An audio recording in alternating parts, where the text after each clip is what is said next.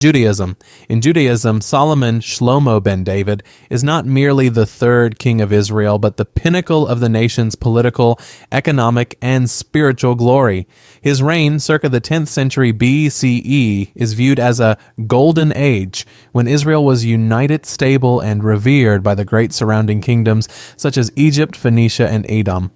His greatest achievement was the construction of the first temple, Beit HaMikdash, in Jerusalem, a symbol and center of Jewish worship that remains the reference point for national identity to this day. The figure of Solomon also emerges as the forefather of the wisdom tradition. In the Tanakh, he is associated with 3 books, Mishlei, Proverbs, Kohelet, Ecclesiastes, and Shir HaShirim, Song of Songs.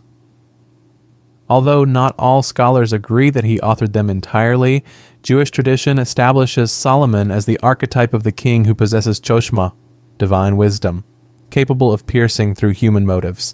The most famous account is the judgment of the 2 women claiming the same baby, a classic illustration of intuitive intelligence that transcends mere logic. However, Judaism also presents his darker side. Rabbinic texts note that Solomon's fall occurred due to political marriages with many foreign women, which facilitated the entry of idolatrous practices. It was not that he was inherently evil, but rather due to the moral frailty of a leader who was all too human. In Jewish tradition, Solomon ultimately becomes a paradoxical symbol, the wisest of kings, who simultaneously serves as a warning that wisdom without spiritual discipline can crumble under pride and ethical compromise. Solomon in Christianity. In the Christian tradition, Solomon is not only a wise king, but a typological figure, someone whose life is seen as preparing the pattern eventually fulfilled by Jesus. Beyond being praised as the king granted wisdom by God, 1 Kings chapter 3, the New Testament declares that something greater than Solomon is here, Matthew 12, verse 42, marking Solomon as the highest standard of human wisdom, which is then surpassed by Christ as divine wisdom itself. The uniqueness of the Christian version lies in its emphasis on dramatic contrast. Solomon began in glory, but ended in spiritual compromise. When he permitted idolatry due to political marriages, early Christian writers viewed this as a mirror of the trap of worldly splendor. Many church fathers, such as Origen, Ambrose, and Augustine, interpreted his fall as a warning that intelligence without obedience can be destroyed by self-will. Nevertheless, Christianity preserves his literary tradition. Proverbs is read as a manual of moral wisdom, Ecclesiastes as an existential reflection on mortality, and the Song of Songs is interpreted allegorically as the love between Christ and the church. Thus, Solomon becomes a foundation for Christian contemplative and mystical theology. The book of Revelation even depicts the New Jerusalem with architectural elements reminiscent of Solomon's temple, reinforcing his status as the symbolic architect of God's kingdom. In Christianity, Solomon ultimately stands as a symbol of the paradox of faith, the wisest man who still failed, thereby demonstrating the need for a redeemer who transcends human wisdom. Suleiman in Islam. In Islam, Suleiman is not merely a king, but a great prophet, Nabiyon, granted extraordinary gifts by Allah. If the Judeo-Christian versions emphasize wisdom, the Quran expands this into mastery over the cosmos, the language of birds, the ability to understand animals, control over the wind, and even dominion over the jinn and unseen beings. All of this is emphasized as mujizat, miracles, not magic, a crucial distinction in Islamic theology. Surah Al-Baqarah, verse 102. The Quran portrays Sulaiman as a leader who is just, strategic, and spiritually disciplined. The story involving the ants, Surah An-Naml, chapter 27, verses 18 to 19, demonstrates his ecological sensitivity and humility. The account of the hoopie bird illustrates his intelligence, capabilities, and leadership. Furthermore, his interaction with the Queen of Sheba, Balkis, is one of the most elegant political narratives in sacred text. A process of diplomacy, a demonstration of power and conversion achieved without coercion. One of the most unique aspects is his supernatural kingdom. The jinn are commanded to build palaces, mine metals, dive to the ocean floor, and construct massive architectural structures. Surah Saba, chapter 34, verses 12 to 14.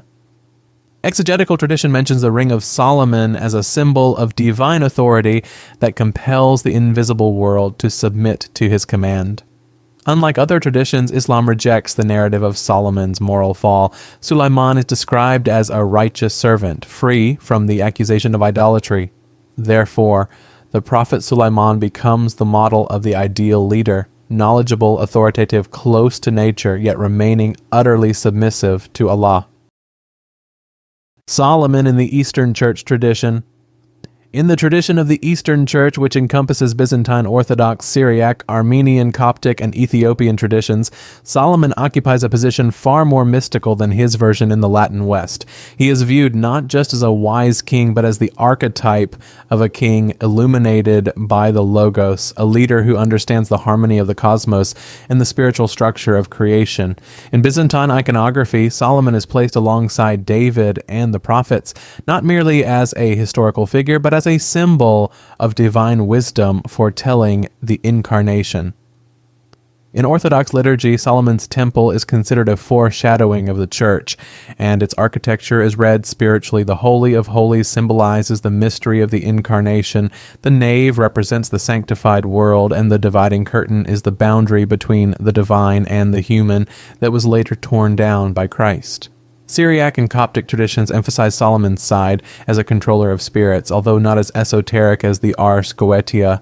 Several Eastern patristic texts depict him as a king who understood the structure of the angelic world and recognized the deceptions of dark entities. Consequently, he often appears in early exorcism literature. Meanwhile, the Ethiopian church places Solomon at the level of the foundation of national identity. The Kebra Nagas describes his descendants as the guardians of the Ark of the Covenant, making Solomon not only the king of Israel, but the sacred ancestor of the Ethiopian people.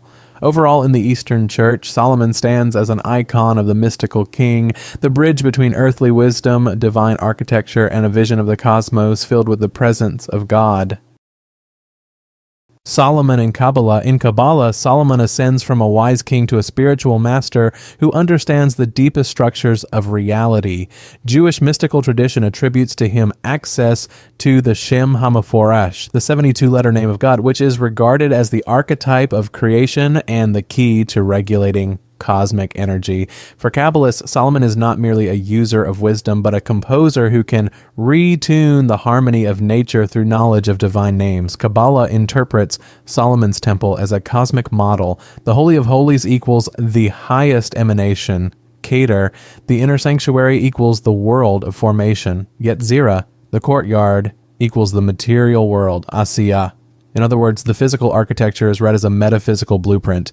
This is why many early Kabbalistic diagrams use Solomon's name for spiritual legitimacy.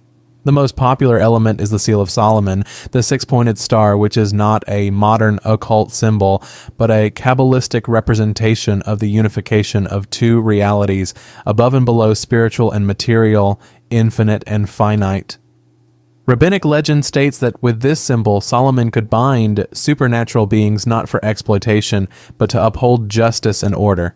In Hekkelot literature and early Merkava mysticism, Solomon is depicted as understanding the hierarchy of angels, the heavenly gates, and the names that stabilize the world. The essence is this: in Kabbalah, Solomon is not a king of the world. He is an architect of dimensions. Solomon in Gnosticism. In Gnosticism, Solomon is not automatically revered as a prophet or holy king, as in other Abrahamic traditions. He appears in various texts, especially within early Jewish Gnostic communities, as an ambivalent figure, a holder of cosmic knowledge, who is not always aligned with the highest divinity, the Bethos or Pleroma. In certain Jewish Gnostic traditions, Solomon is portrayed as an esoteric master possessing an understanding of the structure of emanations, angels, and the architecture of the lower realms. Specific teachings claim that his wisdom came from access to Sophia, or a female divine entity, rather than from the traditional revelation of Yahweh. This makes Solomon a figure outside the system, closer to secret knowledge and gnosis than to ritual obedience.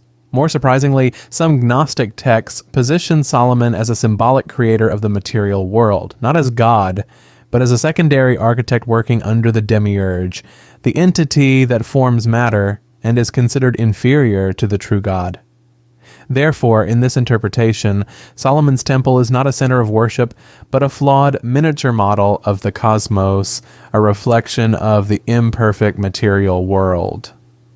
In the Gnostic magical tradition, Solomon is often viewed as a controller of spirit beings residing between the world of light and the world of shadows. This subsequently influenced later magical literature, including the tradition of spirit mapping that emerged centuries later. Thus, in Gnosticism, Solomon is a teacher of cosmic secrets, sometimes wise, sometimes problematic, but always identified with hidden knowledge not granted to ordinary men. Solomon and Freemasonry. In Freemasonry, Solomon is neither prophet nor sorcerer nor ruler of jinn. He is transformed into an architectural figure, the primary symbol of a Mason's moral and spiritual journey. The entire system of Masonic ritual is built upon the model of Solomon's Temple, which is viewed not as a historical building, but as a blueprint of the human soul, a place where inner disorder is rebuilt into harmony. The two legendary pillars, Jachin and Boaz, are interpreted as fundamental dualities: strength and stability, mercy and justice, inspiration and discipline. In the early degrees of Freemasonry, the initiate is taught to enter the symbolic gate of Solomon as the first step toward moral enlightenment. So profound is Solomon's influence that the highest office in symbolic ritual is called the Master of the Lodge, referring directly to the Master Mason overseeing the construction of the temple. Interestingly, Freemasonry does not claim that Solomon taught historical Masonic rites. What is used is a functional myth, not literal history.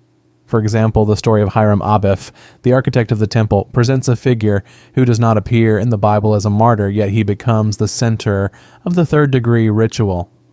Freemasons place Solomon as the source of wisdom, Hiram as the source of skill, and the temple as the source of transformation. Solomon in Masonry is the blueprint of the ideal man, a leader who builds not with stone, but with character, discipline, wisdom, honor, and the search for light.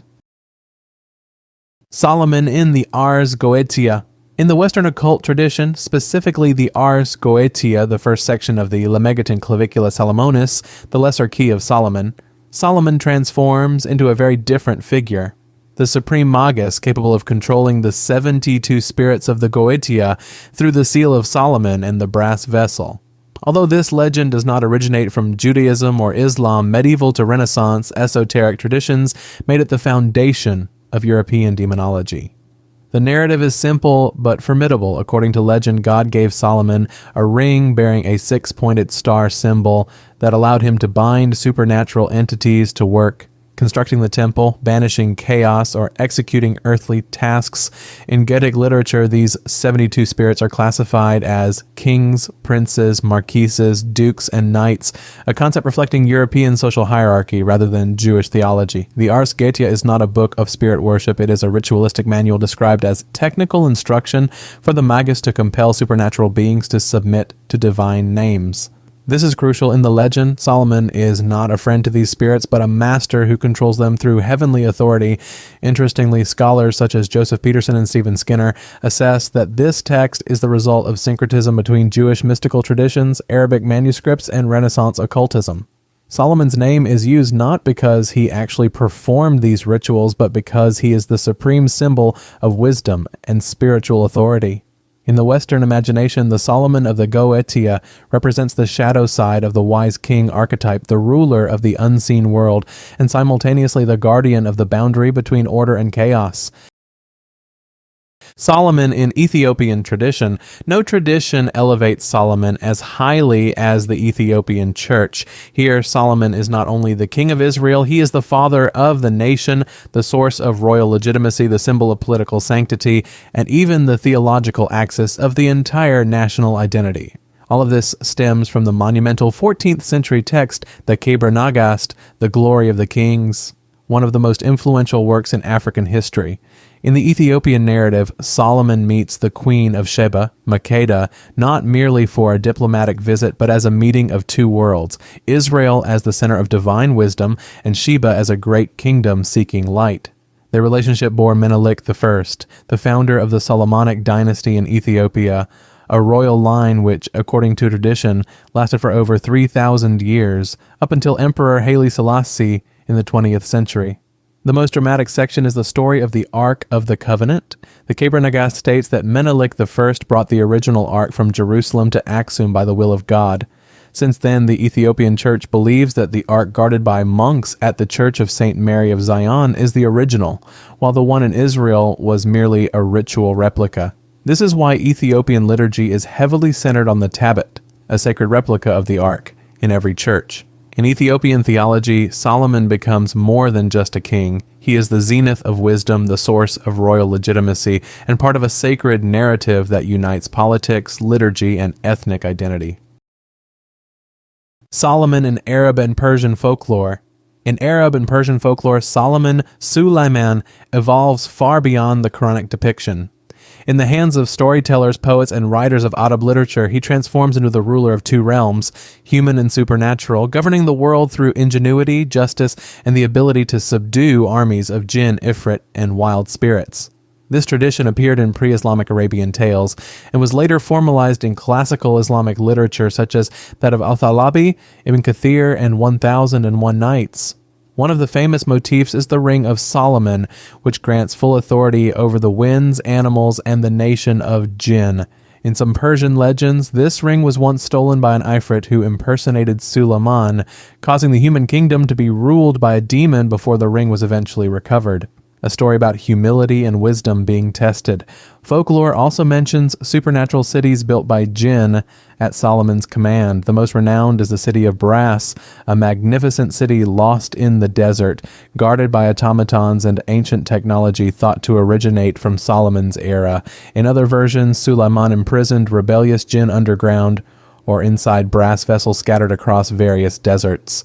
In Persia, Solomon is depicted as the ideal king, ruling not through military might, but through the mastery of knowledge, diplomacy, and spiritual authority over invisible beings. The result is that in the broad folklore of the Middle East, Solomon becomes a semi-mystical, semi-legendary figure, a ruler who combines prophetic wisdom with control over the unseen world.